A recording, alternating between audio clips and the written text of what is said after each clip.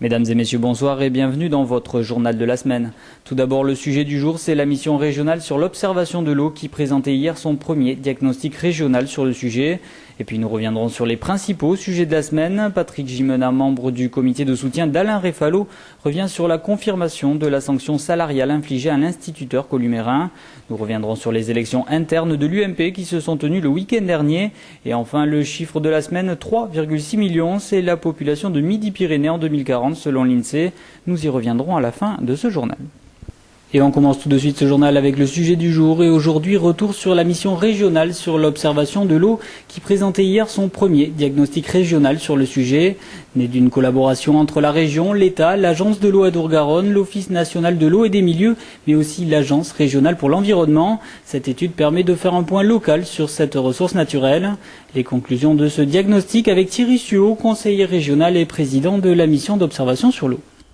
Ce qu'il ressort de ces chiffres, c'est une évolution favorable quant à la consommation de l'eau par habitant, au prélèvement dans le milieu plus exactement, donc par habitant en Midi-Pyrénées, puisque nous sommes passés ces dernières années donc d'un prélèvement de 110 mètres cubes à un peu moins de 105, 103 mètres cubes vraisemblablement.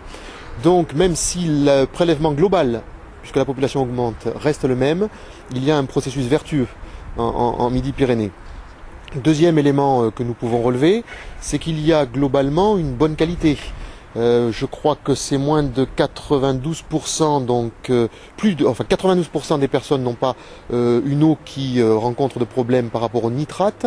95% ont une eau donc qui ne rencontre pas de problèmes bactériologiques.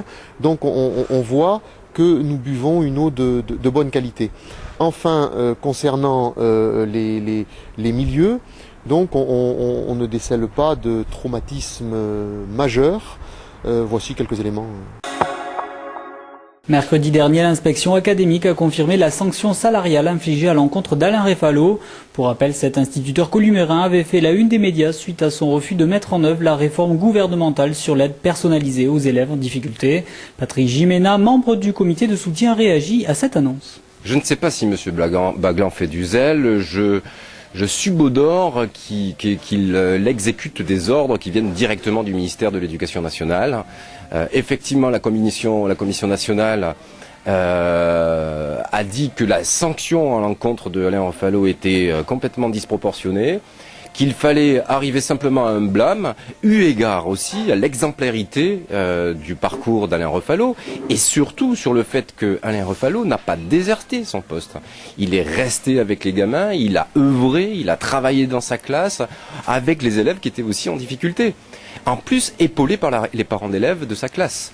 Donc il y a effectivement quelque chose qui est de l'ordre, je dirais, d'un acharnement qu'on peut qualifier de politique, puisque derrière le mouvement impulsé par Alain Réfalo, il y a aussi, je dirais, la démonstration qu'une résistance est possible sans pour autant utiliser la violence. Et je crois que cette exemplarité-là touche au cœur aussi le système d'une logique de domination et de soumission, au lieu d'être dans des logiques de coopération avec la hiérarchie et puis les gens qui travaillent à l'école. Le week-end dernier se sont tenues les élections internes de l'UMP 31 et après 2 reports, c'est la liste d'union menée par Dominique Baudis, Brigitte Barège et Jean-Luc Moudin qui arrive en tête. Ce dernier, pressenti pour devenir le prochain homme fort de l'UMP, compte sur l'union du parti pour les échéances futures. On va devoir ensemble constituer une équipe avec une répartition du rôle. Vous savez, il y a beaucoup de travail. Et donc il y aura du travail pour tout le monde.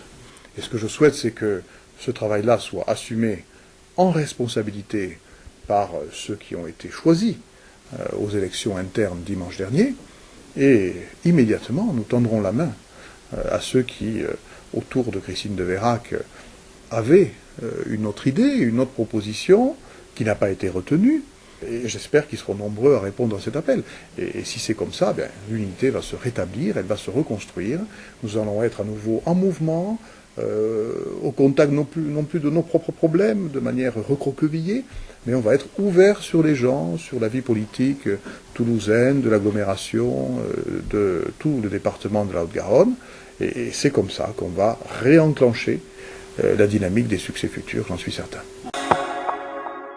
Quelle sera la population en Midi-Pyrénées en 2040? C'est à cette question qu'une étude de l'INSEE répond en plaçant notre région en tête des régions françaises en termes de croissance. Une population qui passerait de 2,8 millions d'habitants en 2007 à 3,6 millions en 2040. Des habitants toujours aussi jeunes. Ce qui caractérise Midi-Pyrénées, c'est par rapport à une autre région très attractive comme le Languedoc, c'est qu'on attire dans des proportions fortes les jeunes au niveau des études et qu'on attire moins les retraités que le Languedoc-Roussillon ou Provence-Alpes-Côte d'Azur. Ce qui fait que le vieillissement de la région est contenu par rapport à celui de la France en moyenne. Un vieillissement contenu mais inéluctable en Midi-Pyrénées comme ailleurs. Dans la région, l'âge moyen passerait en effet de 41 ans en 2007 à 44,8 ans en 2040. Une tendance qui ne toucherait cependant pas la Haute-Garonne qui serait l'un des départements les plus jeunes de France. La Haute-Garonne attire beaucoup de populations jeunes, notamment au moment des études. Et ces jeunes, ils viennent des départements limitrophes, mais ils viennent aussi de l'ensemble de la France.